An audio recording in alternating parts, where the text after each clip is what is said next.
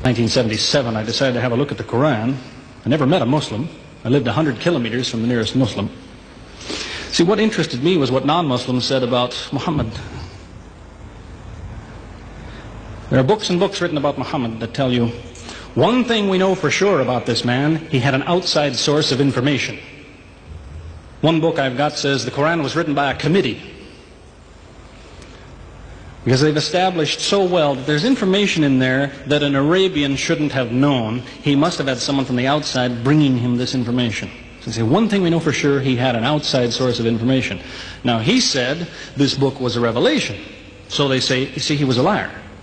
He got it from somewhere, he put it in a book, and he gave it to someone, telling him it was from God. He was a liar. Other people write books and books on the subject of Muhammad, and they say, one thing we know for sure, he thought he was a prophet. He was crazy. Because they look at his life very carefully, and they see episodes like, for example, when he hid in the cave with Abu Bakr. He was running from the whole city who wanted to kill him, and he hid in the cave, and when the Meccans came running up to the cave to kill them, what did he say to his friend? Did he tell him, see if you can find a back way out of the cave?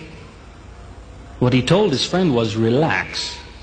He was telling him, I see what you see, but he said, God is with us, God will save us. So people on that basis, they say, you see, he thought he was a prophet. He thought God was with him because he said things like that. He wasn't a liar. They never seem to realize that one man can't be both. So you can't be a liar and a crazy man at the same time. If you think that an angel gives the words of God in your ear, and somebody says, I have a question for you, what does God tell you about this thing? I want to hear an answer tomorrow. If you're a crazy man, if you think an angel whispers in your ear, then you don't sit up that night thinking, what will I tell him tomorrow? What can I find? Who knows the answer?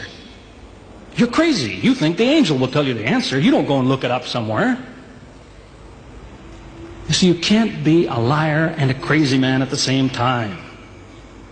You can be one or the other, or neither, but you can't be both.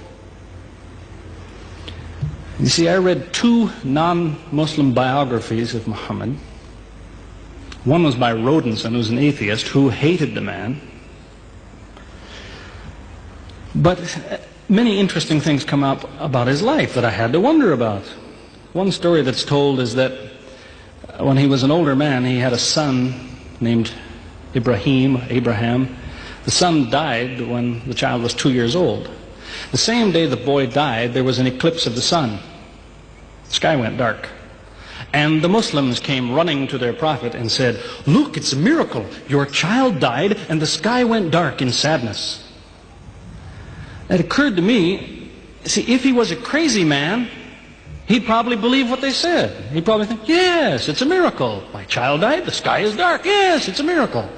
If he was a crazy man. If he was a liar, he would have taken advantage of it. He would have said, yes, right, my child died, the sky is dark, you tell everyone, it proves I'm a prophet. It's a miracle. But what did he do? He became angry with the Muslims. He told them that was nonsense. He was angry with them. How dare you say that? He said, the sun and the moon are signs of God, and they don't worry themselves about the birth of a man or the death of a son of Muhammad. Doesn't look very crazy. He doesn't look much like a liar. Now you have a third alternative, of course, which people tell you all the time. You say, no, he was not a liar. He was not a crazy man. He was deceived by the devil. Deceived by the devil. It's an interesting idea. But whatever you say, you better be ready to back it up. There's a lot of difficulties with that idea. For example, there is a verse in the Quran which tells the reader about a good habit to develop. It tells him, before you read this book, always say, A'udhu billahi minash shaitanir rajim, which means, I take refuge in God from Satan the rejected. Is this Satan who wrote this? Who said, before you read my book, ask God to save you from me? Is that Satan who wrote that? As Jesus said, if Satan is divided against himself, then his kingdom will fall. He's fighting against his own interests. So let me finish with a story that illustrates a point. As I said, there's many theories and many explanations around. Many explanations. But an explanation, something somebody tells you, is just so much air coming out of his mouth unless he has proof and unless he offers you something that you can use to falsify it. You see, there's many theories of how do the planets go around the sun and how do the stars burn and all the rest of it. Many theories. Most of them are just so much wind. Scientists pay no attention to them because they don't contain something that could be checked to prove it false. You see, Einstein was considered an intelligent man because when he offered his theory in 1905 and again in 1915, he didn't just offer a theory, he said, here's 3 ways to prove I'm wrong. Now it's worth listening to. He's told me, here's 3 different things you can do. If you can do this, I'm wrong. Here you are. Is there anything like that in Christianity? Has the Christian ever said, you want to prove I'm wrong? All you have to do is this. Has he ever done that? The Quran is filled with that kind of thing. Filled with it. Saying, you want to prove this book is wrong? Do this. Prove it. Go ahead. Do it. Filled with that kind of thing. There's an example of it that made a big impression in its day, during the lifetime, 14 centuries ago, of the Prophet of Islam. You see, he had an uncle named Abu Lahab. That was his nickname, Abu Lahab. This man hated Muhammad. He hated anything the man said. He used to watch him going through the city, and if he saw him talking to someone, he waited till they split up. He'd go after the man he spoke to and take him and say, what did Muhammad tell you? Whatever it is, it's a lie. Did he tell you day? It's night. Did he say black? It's white. Exact opposite. Whatever he heard the Muslims say, he said the opposite. That was the way his mind worked.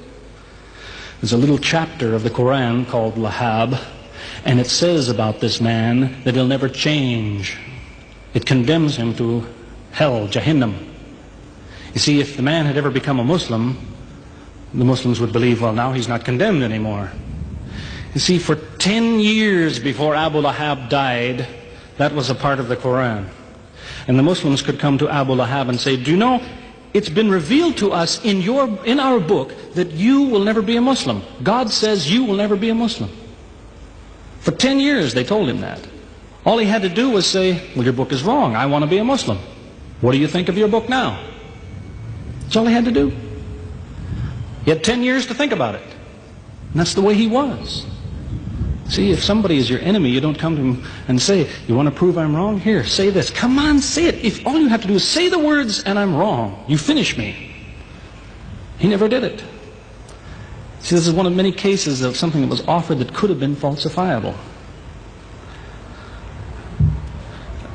So it was.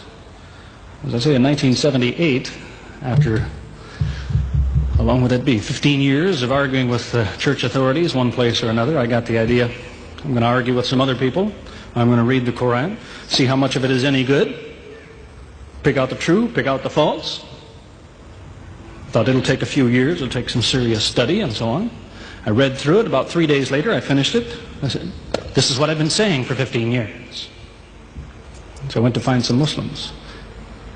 I don't want somebody to feel you've been tricked into something. I haven't said anything about Christianity that isn't true. I haven't said anything about Islam that isn't true, unless it was a slip of the tongue or something. I'm simply trying to remind an individual, don't close your mind before it's too late. Don't make up your mind before you have all the facts. Most people who used to be Christians and become Muslims will tell you, I am a better Christian than I used to be. Now I follow Christ. I didn't before. That's what I would tell you. The Bible says Jesus told his disciples, when you greet one another, let your greeting be, peace be with you. He set the example. Peace be with you. Who says that today? Christians?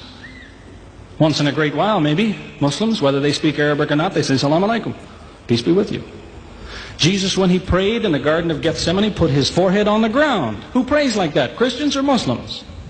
Jesus used to fast for more than a month at a time. Who fasts today? Christians or Muslims? who really is trying to imitate Jesus. Somebody said to me before coming in here, they said, the Muslims make Jesus out, they insult him and so on and so on. How, possibly, do they insult him? They lift him up. Up. They can't tolerate anything bad said about him. They would just as quickly tell you that, they say Muhammad Rasulullah means Muhammad is the messenger of God. They will just as quickly say Isa, Jesus, Isa, Rasulullah, no problem. Just as quickly tell you that, because it's true. They occupy the same place. If God himself wants to make distinctions among his prophets, that's his business, not ours. Treat them all with the same amount of respect. May God guide us always closer to the truth.